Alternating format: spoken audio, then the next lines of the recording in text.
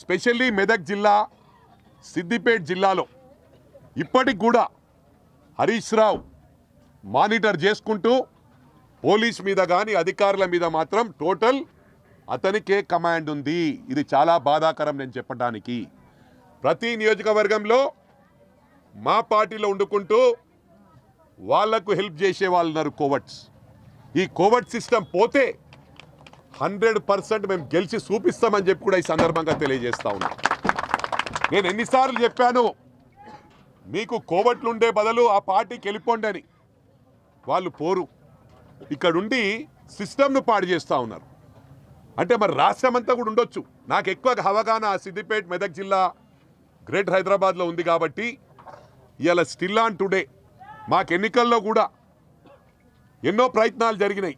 మేమేదన్నా మాట్లాడితే ఇక్కడ పక్కన పోయి మా వాళ్ళే ఫోన్లో ఇమీడియట్ ఇన్ఫర్మేషన్ ఇవ్వడం, అరే అన్న ఈ సంఘంను కలిసిండ్రు ఇమీడియట్ వాళ్ళని క్యాచ్ చేసుకోండి అంటే రాత్రి 12 గంటలకు హరీష్ రావు రావడం, వాళ్ళని మేనేజ్ చేయడం.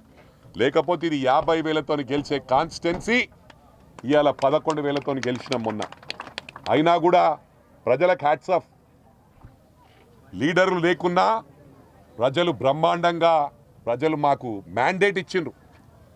ఈ గ్రామంలో కాదు, మెదక్ నియోజకవర్గంలో ప్రతి గ్రామంలో మా సేవలు ఉన్నాయి, మా బోర్స్ ఉన్నాయి, మోటార్స్ ఉన్నాయి. ఒక ఊర్లో 20 బోర్లు ఉంటే ఒక ఊర్లో 25 ఉన్నాయి, ఒక ఊర్లో 30 ఉన్నాయి. మరి ఒక బోర్కి ఎన్ని పైసలు కావాలా? మేము ఈరోజు కాదు, ఆనాటి నుంచి చేస్తున్నాం. ఇప్పుడు మా అబ్బాయే ఏ గ్రామానికైనా పోతే అరే 1,00,000 రూపాయలు ఇచ్చినావు అని చెప్తుండ్రు, పప్పా నువ్వు 1 lakh ఇచ్చినావంటే వాళ్ళకంటే 1 lakh ఏనాడు ఇచ్చిన 20 సంవత్సరాల క్రితం ఇచ్చిన. ఆ 1 lakh ఒకప్పుడు ఇక్కడనే రామాయంపేటలోనే 40,000 పెడితే ఎకరం దొరుకుతుండే. ఇలా 3 కోట్లు 4 కోట్ల రూపాయలు. అంటే మా సర్వీసెస్ ఆ రోజు నుంచి ఈ రోజు వరకు ఉన్నాయి. అన్ని సంఘాలకు పార్టీలకు అతీతంగా కులాలకు అతీతంగా పనిచేసినాం. ఇవాళ మా క్యాడర్ కూడా అదే విధంగా పనిచేస్తుంది. మొన్న సర్పంచ్ ఎలక్షన్స్లో చాలామంది క్వశ్చన్ చేయడం జరిగింది, అరే అన్న సర్పంచ్ ఎలక్షన్స్ ఎందుకు పట్టించుకుంటున్నావు, అంత తిరుగుతున్నావు అని. నాకు బాధాకరం ఏంటంటే మాకు ప్రాపర్గా మేము గెలిచినప్పటికీ ప్రజలు మ్యాండేట్ ఇచ్చినప్పటికీ మాకు ప్రాపర్గా క్యాడర్ లేకుండే. ఇవాళ గొప్పతనం ఏంటంటే 75% మెదక్ నియోజకవర్గంలో మా సర్పంచ్లు వచ్చిండ్రు. రేపు వాళ్ళ ద్వారా మాకు మా లీడర్షిప్ పెరుగుతుంది.